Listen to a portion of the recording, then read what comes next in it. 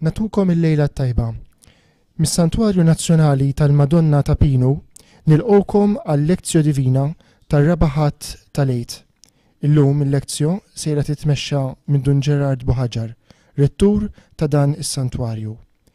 Illum il-Knisja f'dan il-ħadd ir-raba' wieħed fi żmien l-Għid tiċċelebra wkoll jum il-vokazzjonijiet, imnebħa mill-kelma ta' Alla li tippreżentanna l-figura sabiħa ta' Ġesu ir-Raj it-Tajjeb. U fil-fatt ir-riflessjoni tal-lum iddur propju kollha ma' din it-tema. Għalhekk ejjew nagħtu bidu bl-innu illi jintroduċi din il-lezzjo divina ir-Raj u s-sit tiegħi.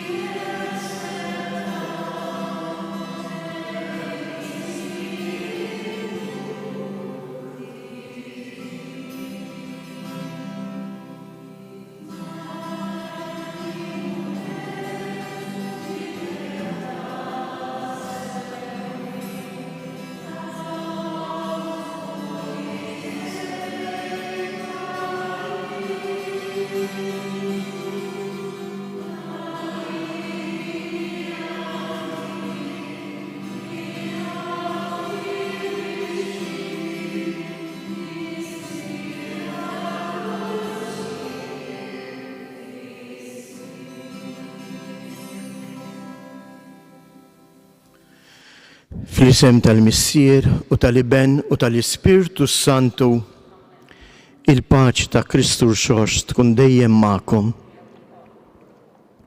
Nitolbu. Missier Qaddis, ibgħat fuqna l-Ispirtu Qaddis tiegħek. Ħalli jiftaħ mhux tant il-widnejn tagħna, imma l-qalb tagħna għall-kelma tar-Raj it-Tajjeb, ir-Raj is-Sabiħ. Il-kelma tiegħu hija kelma li tagħti l-ħajja.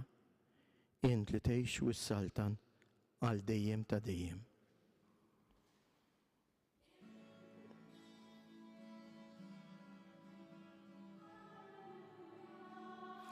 Alleluja, alleluja.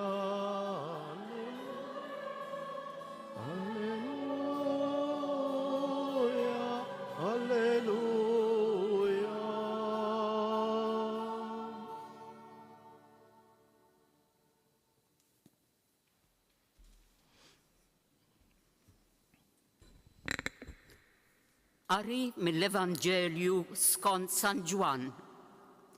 F'dak iż-żmien Ġesu qal: in-naċ tiegħi jisimgħu leħni u jiena narafhom u huma jimxu warajja. u jiena nagħtihom il-ħajja ta' dejjem u huma ma jintilfu qatt u minn idejja ma jaħtafhom li ħadd. Missieri li ta'hom li huwa akbar minn kulħadd u ħadd ma jista' jaħtafhom minn id il-missier. Jien u l-missier aħna ħaġa waħda. Il-kelma tal-mulej. it-tifħir lilek Kristu.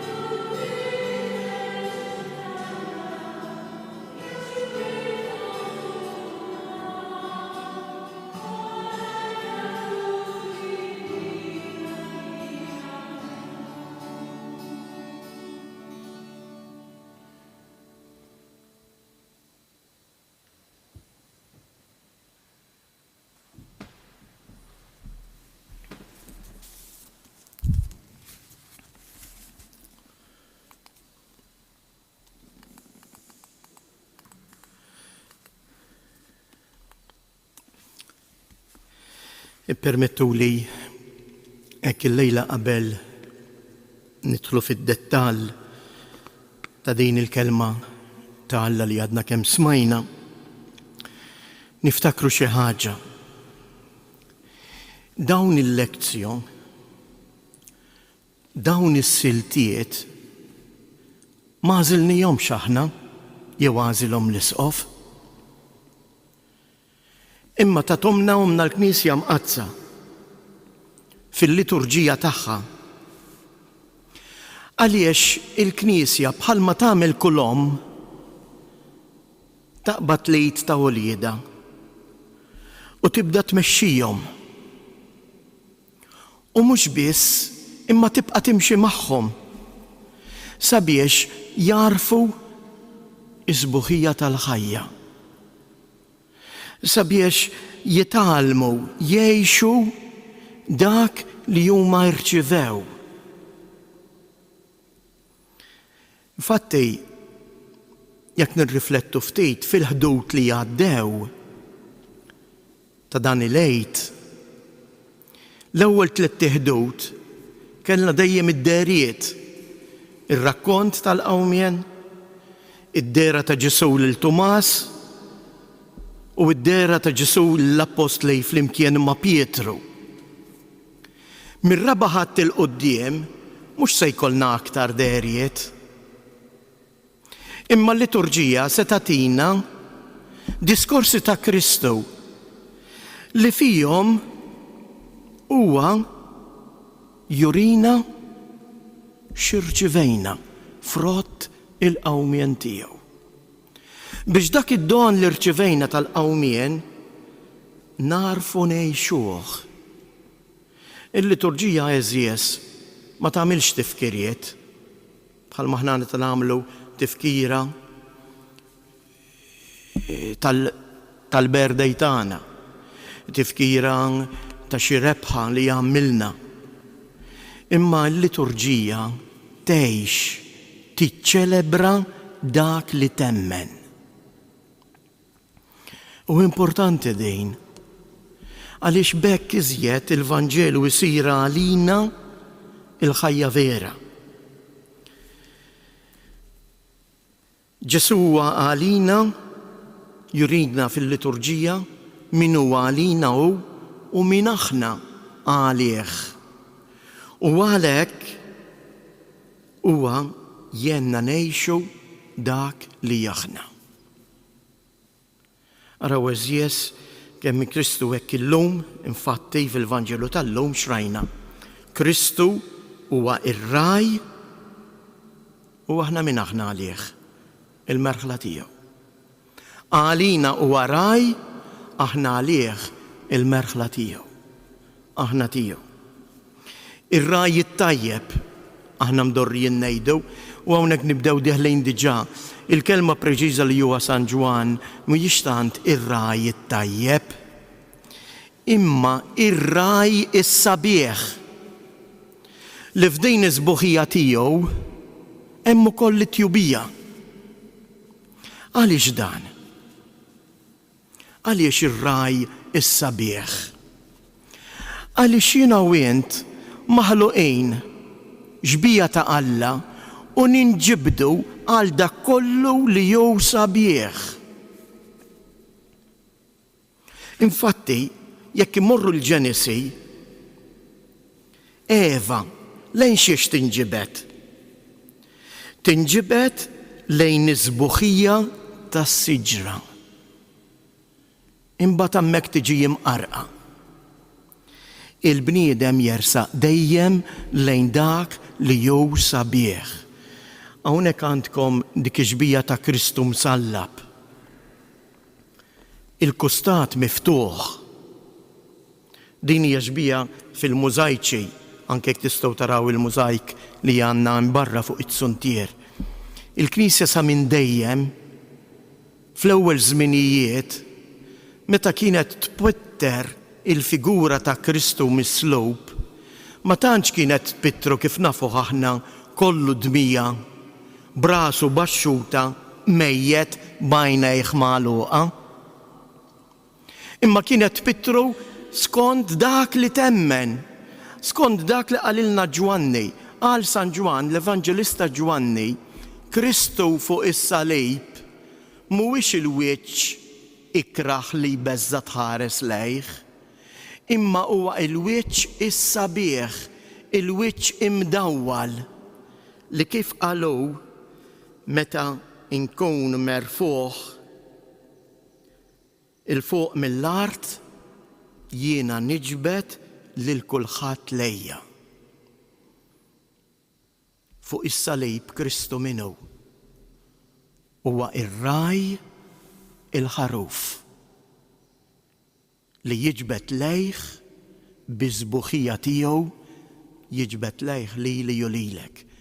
Il-dawk li huma mxerdin jerġa' jiġbidhom lejh.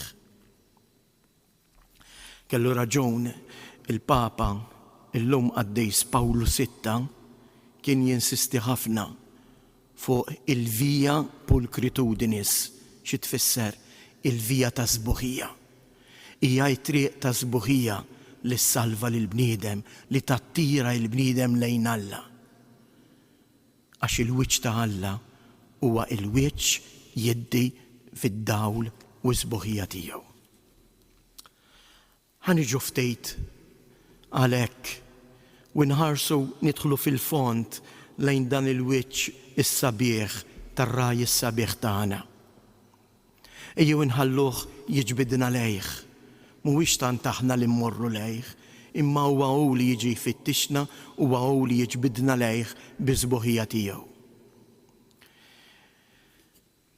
Fejn qed jgħidu dan id-diskors? Dan jagħmel parti mill-kapitlu 10 ta' San Ġwan. Qed jgħidlu fil-festa tad-dedikazzjoni tat-Tempju, il-festa tal-Lut, il-Ħanukah, li tfisser ukoll il-festa tad-dawl.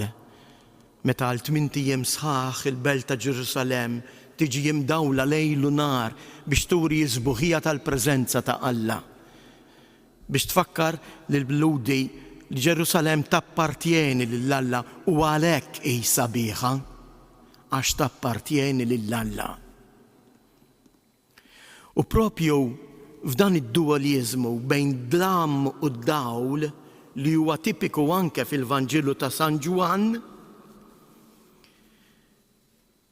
il-Fariżej li qegħdin fil-portiku ta' Salamon matul din il-festa qegħdin hemm fejn huma qegħdin hemm lesti biex ifissru u r-rabbini qegħdin hemm fil-ġenb jistennew lil poplu jersaq lejhom biex ifissrulu it-Toraħ l-aktar il-dawk li għandhom xi domandi kif nagħmlu aħna. U propju dawk li qegħdin ifissru l-kelma tal-Alla huma dawk li l-kelma tal-Alla ma jilqgħuhiex, lil Ġesu ma jilqgħuhx, il-kelma inkarnata. U infatti lil Ġesu jagħmlu din il-mistoqsija qarrieqa, imma inti il-Messija? Qarrieqa għaliex? Għaliex huma kienu qegħdin jonsbuh biex ikollhom fuq ix-xakkużawh ħalli mbagħad ikunu jistgħu jeqirduh ineħħuh min-nofs. U Ġesu li jara fil-qerq tagħhom mill-ewwel jagħtihom il-kolb id-daqqa tal-mewt billi jgħidilhom intom ma tagħmlux parti mill-merħla tiegħi. Għaliex? Għaliex il-Lowd kienu qed jistennew il-Messija u l-Messija li kienu qegħdin jistennew huwa Messija li jeħlishom mill-ħakma tar-Rumani. Imma mhux biss, għaliex huma kienu qed jippretendu li meta jiġi dan il-Messija u lilhom jeħlishom, allura huma mhux biss ikunu nies liberi, imma jkunu forza qawwija li tibda taħkem anke huma stess jibdew jaħkmu u jrażnu lill-oħrajn. U għalhekk Ġesu jattakkhom mill-ewwel u jgħidilhom intom ma tagħmlux parti mill-merħla tiegħi. Ġesu hawnhekk ma jitkellemx minn saltna, imma jitkellem minn merħla. Għaliex Ġesu mhuwiex il-ħakkiem, Ġesu nifhmuha dejn ma jimponi qatt fuqna, jirrispetta l-libertà tiegħi, anke lanqas jimponi il-kelma tiegħu. Jiddependi minni u minnek jekk dik il-kelma jiena nilqaħiex. U allura Ġesu b'dan il-Vanġilu tal-lum lill-Lowd qed jgħidilhom intom ma tistgħux tkunu parti minn din il-merħla tiegħi, għax il-merħla tiegħi jiena jiena ir-raj ħaruf, jiena m'iniex ħakkiem, jiena huwa dak li mmexxi huwa dak li saħansitra għax iħobb nagħti ħajti. Għal Ġesu l-ewwel post mhuwiex il-min se naħkem, imma huwa lil min se naqdi. L-ewwel post f'ħajtu huma ċkejknejn irfraġli, id-debboli. U għalhekk Ġesu jagħti dejjem iġib dan l-eżempju tar-raj flimkien mal-merħla tiegħu.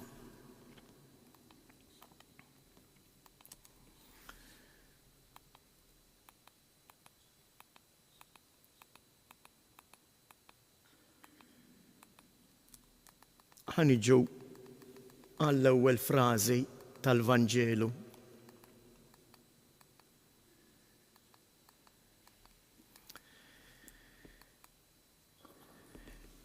F'dak iż-żmien Ġesu qal: in-naċ tiegħi jisimgħu leħni u jiena narafhom u huma jimxu warajja.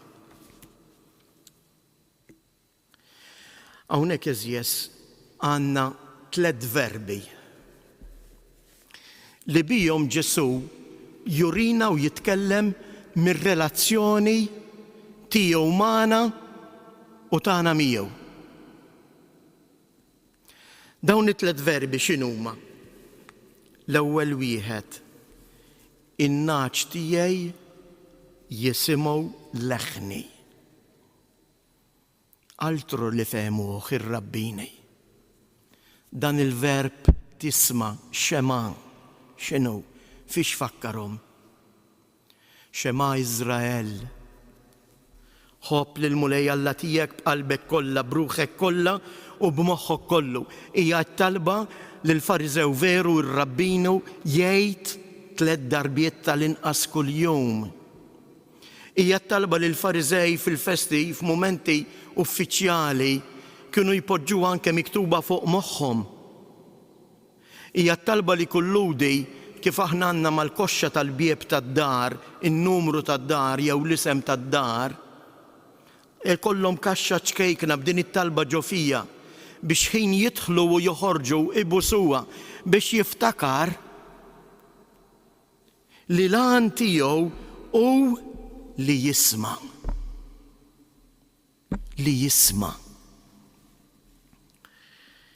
Ir-rapport fil-Bibja eżies bejn Alla u l-poplu ma hux mibni fuq id-dehriet jew il-viżjonijiet. Ħankun ftit kattejf. Kieku llejla jkollna noħorġu ngħidu isma' illum deret il-Madonna ta' Pinu.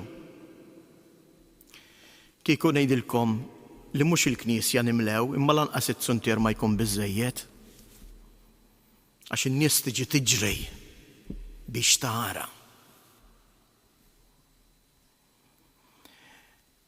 Il-fidi tagħna eżies lil Tumas jgħidlu ħenjin dawk li jemnu bla ma jaraw. Il-fidi tagħna mhijiex mibnija fuq id-dehriet għalkemm id-dehriet jagħmlu parti imma l-enfasi l-importanza jien li l-Kristu narah meta nisimgħu.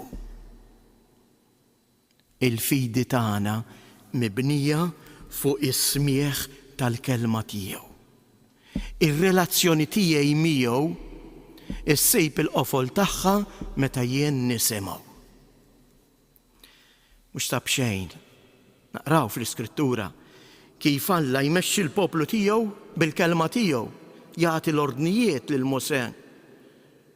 Biżejjed naqraw l-Esodu x'jgħidlu lil Mosè għax jiena rajt u smajt il-karba tal-poplu tiegħi u ħaneħilsu huwa Alla li jisma' hekk ukoll il-poplu.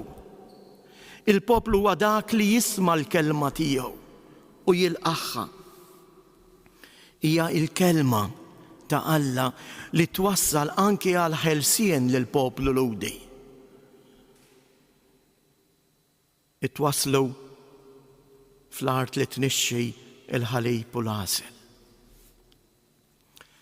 Jekk nirriflettu ftit, anke il-kelma tobdi, aħna mdurrijin li il-kelma tobdi tfisser nagħmel dak li xi ħadd ikkmandani. Bħal nobdi il-liġijiet għax il-liġi qiegħda imposta hemm fuqi. Imma l-kelma tobdi, anke jekk naqbdu l-eruq tagħha, għab awdio. L-audio x'inhu? Ix l-audio? Ix l-sound? Jiena nagħmel dak li nisma'. Għalhekk Ġesu hawnhekk araw kemm sabiħa meta jgħid in-naċ tiegħi jisimgħu leħni. Jisimgħu leħni jiġifieri jobdu, jagħmlu dak li jien ngħidilhom. Nagħtikom eżempju ieħor. Illum qegħdin niċċelebraw jum l-Omm. Ħudu ftit l-ambitu anke tal-familji tagħkom.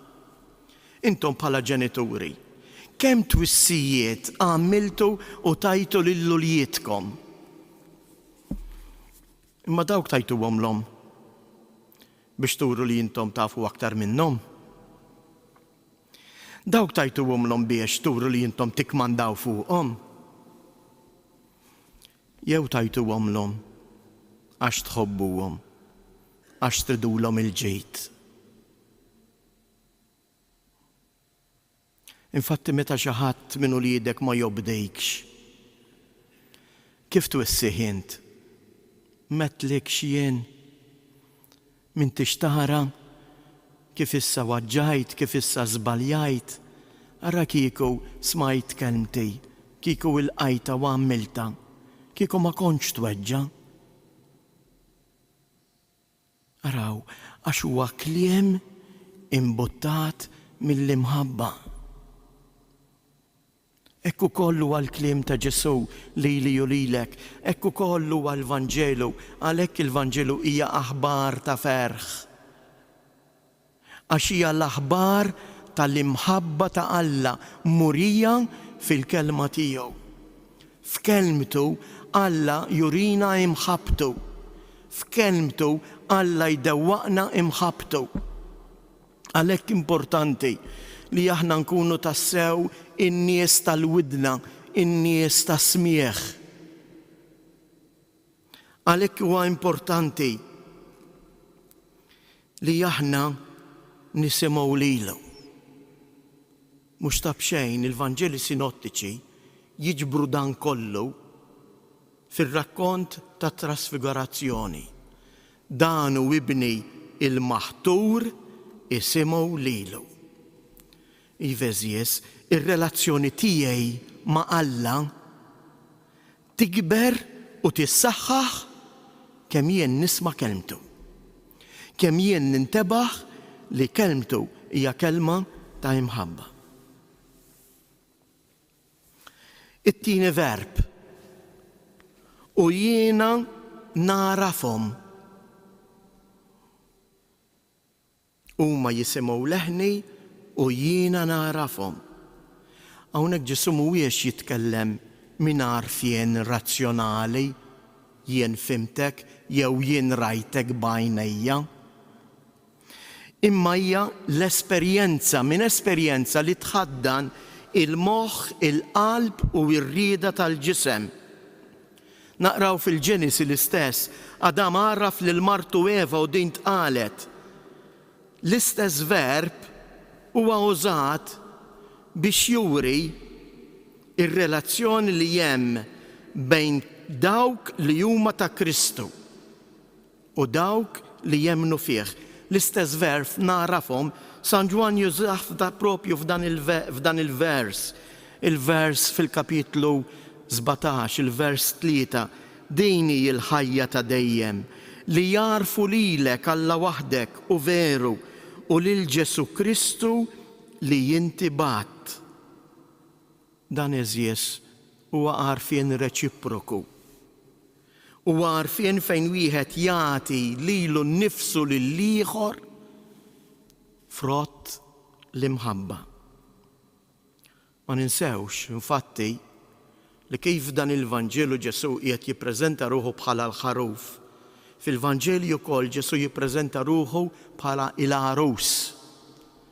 Araw il-għarus, oħorġu il-qawħ.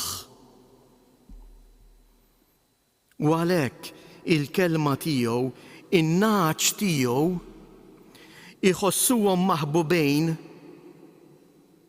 minn dak li jisimgħu leħnu. Maħbubin minn dak li leħnu jisimgħu. Ir-relazzjoni bejn Kristu u l-merħla mela eżies hija mibnija fuq l-imħabba. Fuq l-imħabba reċiproka. It-tielet vers, it-tielet verb. U jimxu warajja. U jien nistaqsi bil-fors, għax jekk aħna fil-kelma tiegħu naraw iż-żbuħija, naraw imħabtu, bil-fors aħna ħaniġu attirati lejh u bil-fors ħanersqu lejh. Imma jien nixtieq nagħmel illejla riflessjoni iżjed profonda. U ngħid imma dan fejn hu sejjer? Jiena u int mexjejn wara xi ħadd li m'għandux direzzjoni. Smajnieh fil-qarej tal-lum kif jippreżentalna il-ktieb tal-Apokalissi dawk il-144,000 mifdija xisejħilhom kif jippreżentawhom Ġwanni fil-ktieb tal-Apokalissi. Huma dawk li jimxu wara l-ħaruf kull fejn imur. U fejn sejjer dan ir-raj? Huwa r-raj li jimxi fejn timxi jimħabtu. Huwa r-raj immexxi mill-imħabba. Huwa r-raj li warajh jimxu dawk li huma maħbubin, jimxu warajh biex bħalu huma wkoll li siru persuni li kapaċi iħobbu tassew.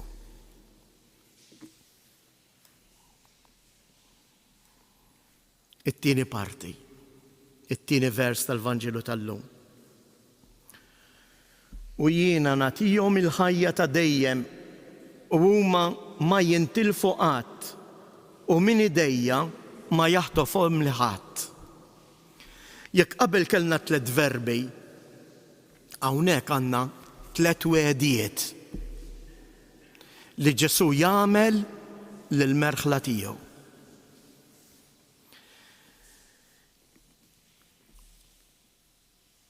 L-ewwel wegħda, jiena nagħtihom il-ħajja ta' dejjem.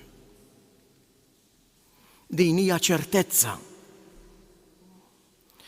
Il-verb Grieg hawnhekk użat mhuwiex tant bios li tfisser il-ħajja bioloġika, il-ħajja naturali li jirċevejna, għaliex aħna nafu li l-ħajja naturali li rċevejna fejn se twassalna. Se tasal biex tintemm, biex titmermer ġo qabar. Se tasal biex terġa' lura minn fejn ġiet, biex issir trapp. Dik hija l-ħajja naturali tiegħi u tiegħek. U dan ma nisperimentawx biss meta mmutu, imma dan nisperimentaw aħna fil-ħajja tagħna ta' kuljum. Kemm drabi anke taqbad timxi u tibda tħossok taqta' nnifs u qedtejja u x'tibda tintebaħ? Tibda tintebaħ li din il-ħajja tiegħek, dak li hu naturali tiegħek, qed jitmermer bil-mod il-mod. Qed issir dejjem iżjed fraġli. Imma l-verb li juża Ġwanni, zoeanios, tfisser ħajja li m'għandix tmiem, ħajja eterna, jew aħjar. Nagħtihom il-ħajja ta' dejjem, hawnhekk tfisser qed jgħidilna, nagħtikom il-ħajja ta' dak li hu etern. Nagħtikom il-ħajja ta' dak li hu etern. Araw x'rigal sabiħ aħna rċevejna eżies. Forsi din ma tantx nirrealizzawha. Ma tantx taħbat ma' moħħna, imma hija dejn li lilna għandha tagħmlilna l-qalb. Għaliex il-ħajja l-Ġwanni hija don li tingħata lil dawk li huma maqudin miegħu. Nistgħu nitkellmu għalhekk minn żewġ ħajjiet. Għandna il-ħajja naturali u l-ħajja divina. Ma ninsewx li l-ebda waħda ma akkwistajnija aħna, imma rċivejnija. Hija don ta' Alla. Moti, mod speċjali il-ħajja eterna, lil min moti? Lil dawk li jisimgħu kelmti. In-naċ li jisimgħu kelmti. Il-ħajja ta' Ġesu, il-kelma tiegħu kontinwament turina li aħna għandna ħajja eterna fina u bdiet minn issa, mill-lum. Dan huwa dak li jgħid Ġesu anke fil-Vanġelu ta' Ġwanni, fid-diskors ma' Nikodemu, il-kapitlu 3. Araw x'jgħidlu. lin-Nikodemu: tassew ngħidlek li jekk wieħed ma jitwilidx mill-ilma u mill-Ispirtu ma jistax jidħol fis-saltna ta' Alla. Dak li jitwieled mill-ġisem huwa ġisem, dak li jitwieled mill-Ispirtu huwa spirtu. Din hija l-ħajja divina fina. Hija bħal dik iż-żerrija li fija u fejk tiżviluppa bil-mod il-mod. U kif tiżviluppa bil-mod il-mod? Kif jien fil-ħajja tiegħi insejr dejjem aktar konxju li jiena maħluq għall-eternità, imma nħossa fija issir ħajti. Mhux sempliċement xi ħaġa f'moħħi iva għax hekk tgħallimt fil-katekiżmu. Kif din il-ħajja, din il-konvinzjoni tiġi ġo fija? Tiġi fija u fejk minn kemm jien nisma' il-kelma ta' Alla. Il-kelma ta' Alla tnissel fija dan il-miraklu. Qegħdin hawnhekk f'dan is-santwarju ta' Pino.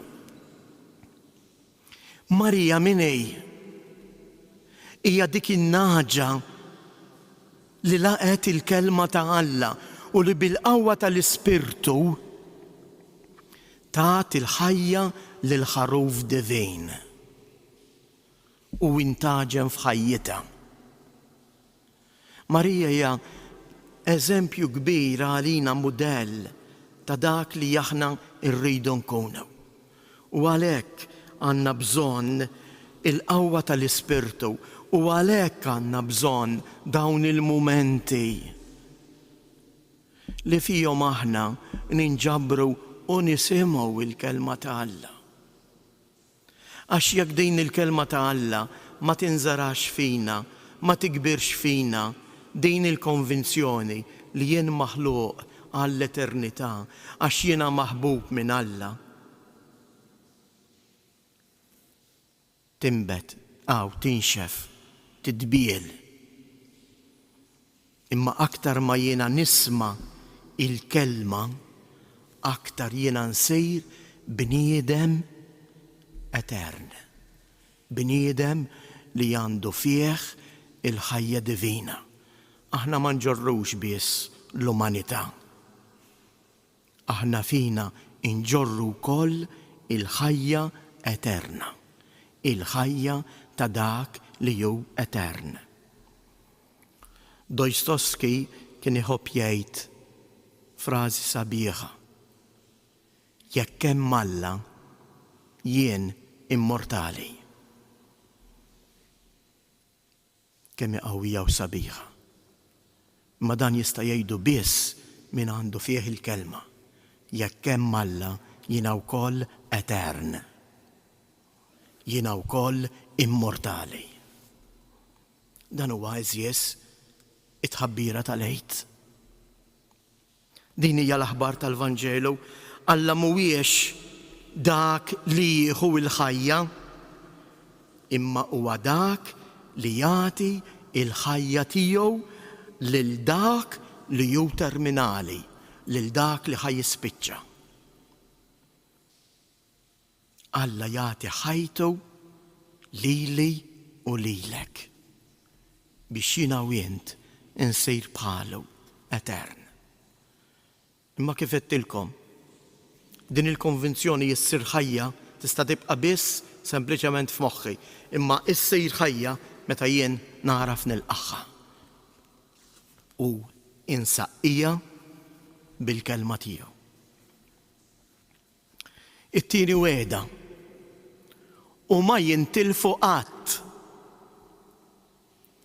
Xi tfisser xejn ma jintilef? Jekk il-kelma tiegħu hija kollha mħabba, minn hawnhekk Ġesu qed jgħidilna: u l-ebda fraka ta' imħabba ma ħadd intilef minnek.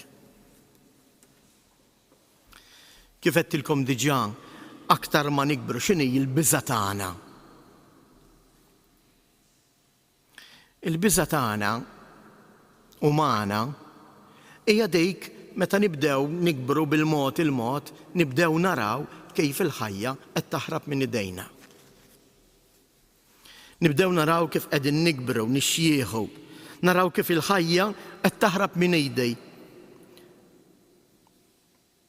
Infatti, min m'għandux fejh il-Alla, x'inhu r-raġunament li spiss nisemgħu anke dejjem madwarna? U hawnhekk mhux għal 4 ijiem ġejna mena gawdi, aħtaf. Kemm kollox f'idejk għax dak ħajamlek kuntent. U norbtu qalbna kemm aħna boloħ, norbtu qalbna ma dak li jitmermer. Quddiem din il-biża' li ħafna drabi li julilek taħkimna. X'qed jgħidli Ġesu? Ġesu qed jgħidli jiena r-raj is-sabiħ li nagħti ħajti. Mena is-sabiħ tal-ħajja huwa proprju dan. Għati ħajtek, ingħata lill-oħrajn, ħobb, offri ħajtek. Għax min irid isalva ħajtu jitlifha. Imma min jitlef ħajtu għall-imħabba tiegħi isiba. Jiena ir-raj it-tajjeb, ir-raj li jagħti ħajtu għan-naċ tiegħu. U jerġa' u għan-naċ tiegħi nagħti ħajti.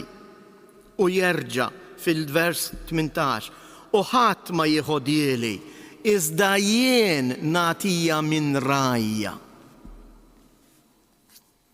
Jekk aħna in-naċ li mexxin wara r-raj, aħna mexxin wara dak li minn rajh brieda tiegħu jagħti ħajtu. Biex jiena u jien tinsir nixbħu bir-rieda tiegħi għax għandi fija l-imħabba tiegħu, il-kelma tiegħu li tenni u twassalni biex ninata, biex ma ninalaqx fija nnifsi u nħares lejja. Imma nitgħallem inħobb. Ħafna drabi hawn hu diffiċli u li jibes tiegħi fejn nibża nagħmel minn ħajti offerta ta' mħabba. Imma meta jien nagħmel minn ħajti offerta ta' mħabba, illum qegħdin niċċelebraw jum l-om, qegħdin niċċelebraw jum il-vokazzjonijiet. Meta aħna nofru ħajjitna lill-oħrajn għal familja tiegħek, għal qadi tal-Knisja, aħna hemmhekk u dan nagħmluh bażla imbuttati mill-imħabba. Hemmhekk aħna qegħdin l-ebda fraka qed jassigurana Ġesu mill-imħabba tagħna mi se tkun mitlufa. Dak kollu li inti għax bil-biża' ħkimt f'idejk, dak kollu ħadd titilfu. Imma il-momenti ta' qotja l-ebda fraka minnhom ma jisa tintilef. Għax l-imħabba ma tintemx. Għax l-imħabba ġejja minn Alla. Il-Mulej għalhekk qiegħed jagħmlilna llum din il-proposta. Il-proposta ta' minħabba min jilqa' kelmti ifisser ukoll li joffri ħajtu. U nassiguralek li jebda fraka, ebda qatt tal-imħabba tiegħek mu se jkun mitluf. It-tielet u l-aħħar weda li Ġesu jagħmel. Min idejja ma jaħtofhom li ħadd. U minnu dak li jrid jaħtafna. Jekk nibqgħu anke fuq dan il-kapitlu, hawnhekk għandna referenza għal-lupu li jaħtaf u jkisser u jxerret u joqtol il-merħla. Il-lupu iva joqtol. Ir-raj is-sabiħ imutu biex jagħti l-ħajja. Il-periklu, dan huwa l-periklu konkret fil-ħajja tagħna ta' kuljum eżjes. Il-periklu qiegħed hawn. Li ħafna drabi aħna niġu imqarqejn. U flok ninġibdu u nimxu wara ir-raj is-sabiħ, nitkaxkru u nimxu wara ir-raj li huwa mikri. Kif jgħid il-Malti nimxu wara dak li leq, imma fih innifsu mhuwiex sabiħ. Iva, xi drabi nistgħu nitqarqu, xi drabi nistgħu nitilfu anke triq f'din il-mixja tagħna wara Ġesu. Iżda ma ninsewx li dan ir-raj is-sabiħ lil dik in-naġa li tintiliflu iħalli d-99 u imur ifittixa. U ma jiqafx sakemm isiba u jerġa' jerfaħħa, iħaddana u jwassalha lejn il-maqjel. Hawnhekk tiġini frażi li ħafna drabi ħafna ġenituri jgħiduli. Fader, itlob għal uliedi għax m'għadhomx jersqu lejn knisja. U speċjalment jekk tkun l-om, jiena nħobb ngħidilha, inti lill-uliedek ġarrajthom bimħabba f'ġufek għal 9 xhur. Imma issa kompli ġorrom mhux aktar f'ġufek, f'qalbek. U għax tħobbhom, kompli daħħalhom int miegħek f'qalbek il-Knisja, kompli jitlob għalihom, ibqa' ċert li dak li l-mulej żera fihom mhux se jintilef. Illum jew għada sejrin jerġgħu lura mit-triq. Għax jekk forsi għalina janaġa mitlufa, għal Alla mhix, Kristu jimxi u jmur fit-tixa u ma jieqafx sakemm jerġa' iġiba lura. Dan huwa r-raj is-sabiħ. Ħafna drabi hawnhekk li aħna niġu mqarqejn. Niġu mqarqejn u nitilfu il-paċi ta' qalbna għax naħsbu li kollox huwa mitluf. Għax naħsbu li huwa jien li ħaniġbed l-uliedi lejn il-Knisja. Ara ma nkunux żbaljati. U hawnhekk nixtieq nagħmelek enfasi dal-aħħar reġa' rrepetija anke il-Papa iż-sbuħija tal-liturġija. Iż-sbuħija tal-liturġija hija dik li tgħinna ngħixu l-kelma. Iż-sbuħija mhijiex tant fit-tijatrin li nagħmlu. F'dak li nagħmlu biex nidhru fit-tiżjien superfiċjali. Iż-sbuħija tal-liturġija hija dik li aħna nidħlu fil-kelma u ngħixu l-misteru li qegħdin niċċelebraw. Liturġija magħmula tajjeb tikkonverti lill-bniedem. Tressaq il-bniedem lejn Alla.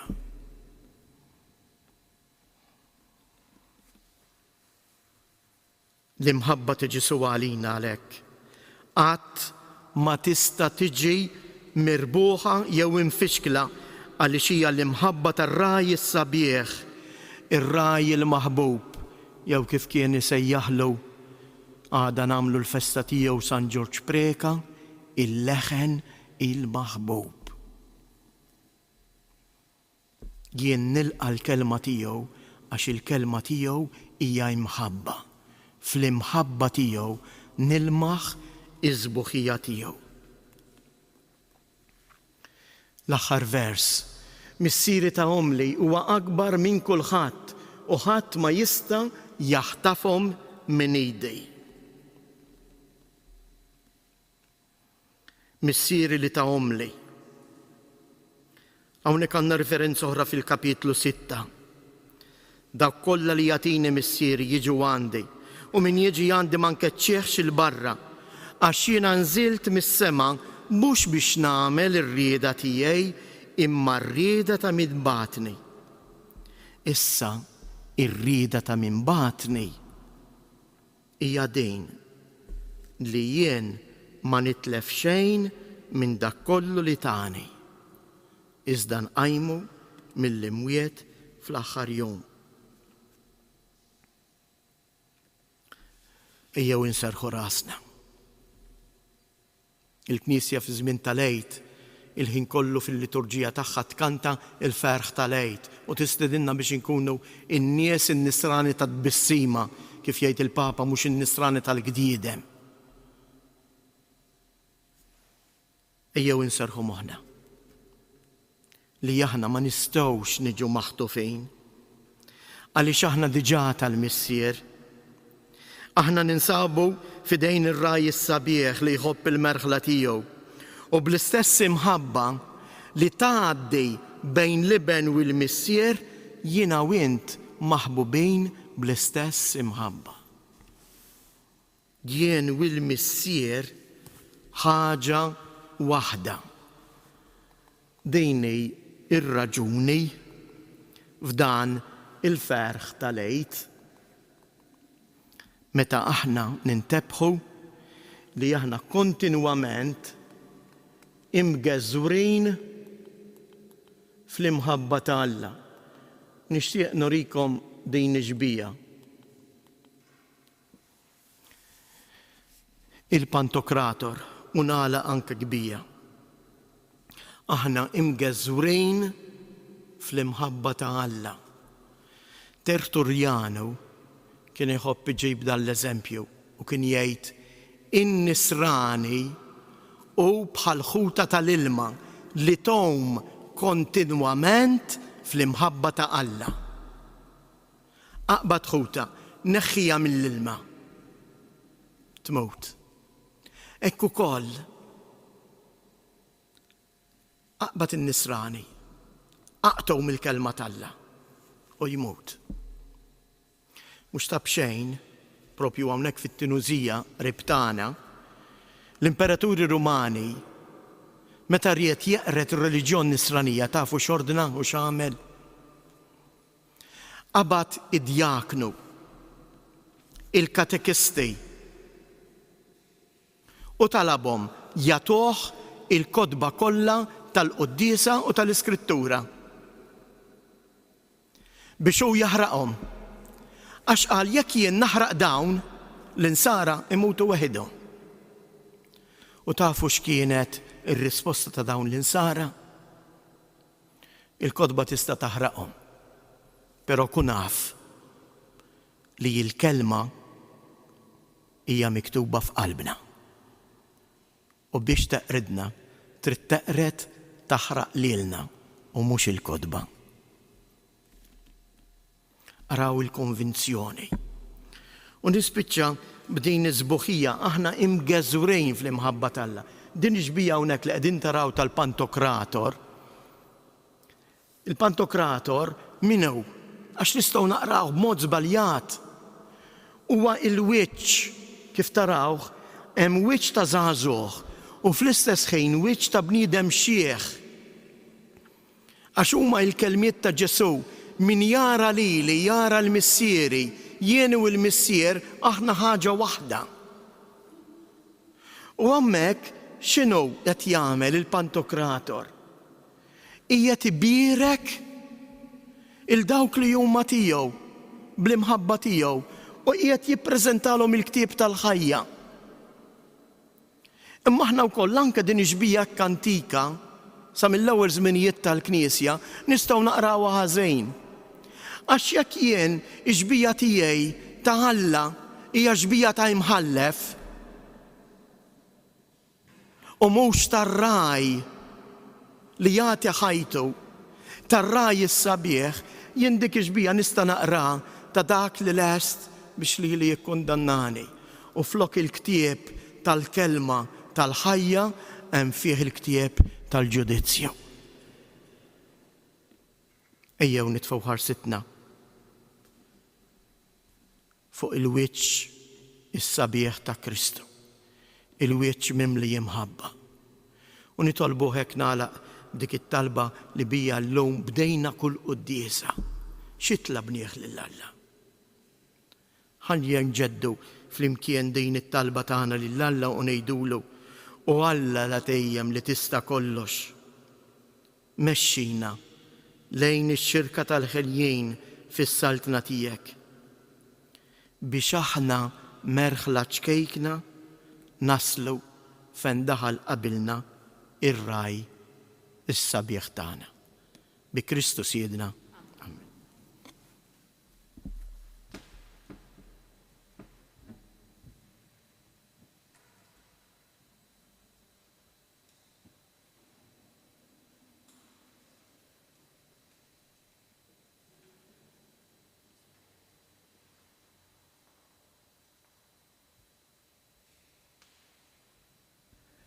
Ejjew nitolbu kif għallimna u ridna nagħmlu liben Alla għal ferħ tal-qalb tagħna u ngħidu flimkien missierna.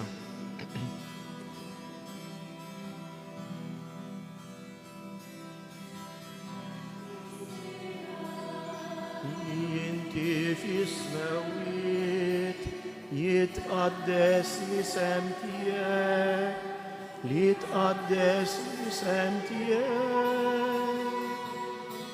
Tiġi saltnatek, ikun dak li trid inti, ikun dak li trid inti, is-sema dafla. Ħobżna ta' kuljum.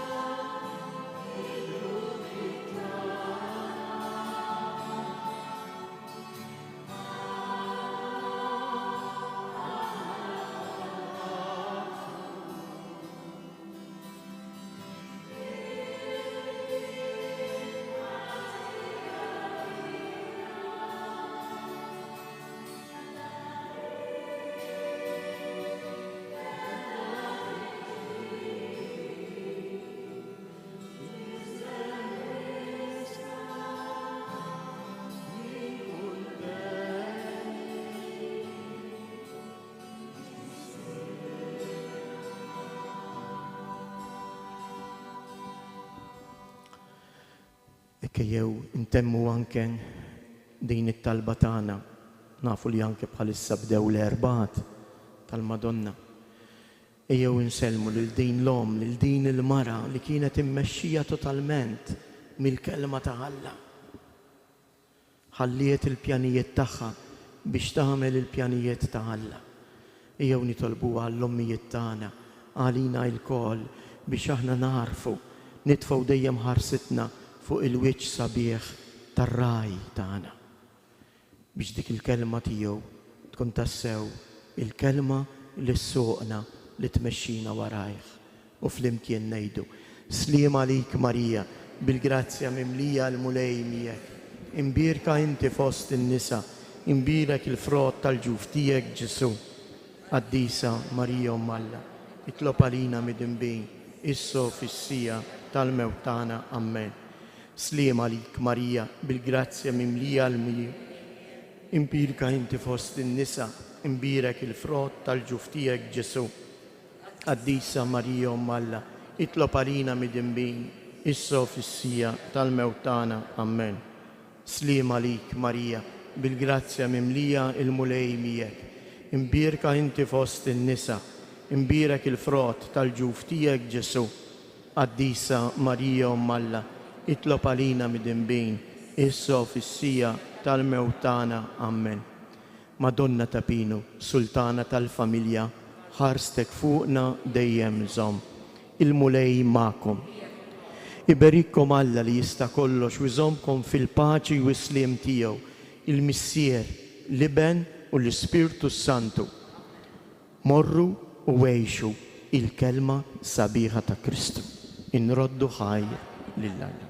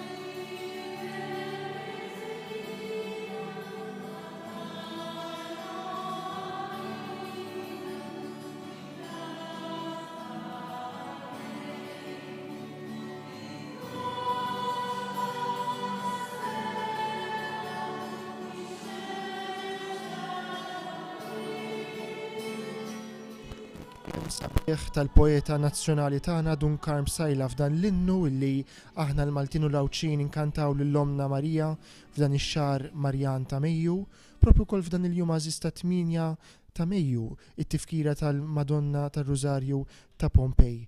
Naslu fit-tmiem ix-xandira diretta tal-lejla mis-Santwarju Nazzjonali tal-Madonna ta' Pinu fl-Arb Għawdex fejn wassalnilkom il-Lekzjo Divina tar-Rabaħat ta' Lejt, immexxija mir-rettur tas-Santwarju Dun Gerard Boħaġar.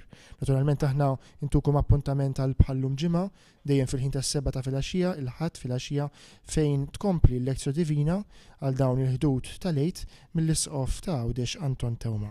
Intant infakrukom illi bdew l-erbat id-devozzjoni sabiħa tal-15 l-erba tal-Madonna ta' Marija Assunta u għalhekk kull nhar ta' erba s-santwarju jkun miftuħ minn kmieni filgħodu b'qudies kważi kull sija fil-ħinijiet ta' filgħodu sa' 9:15 ta' filgħodu u fil-għaxija qudies fil-5, fis-6:30 u fit-8.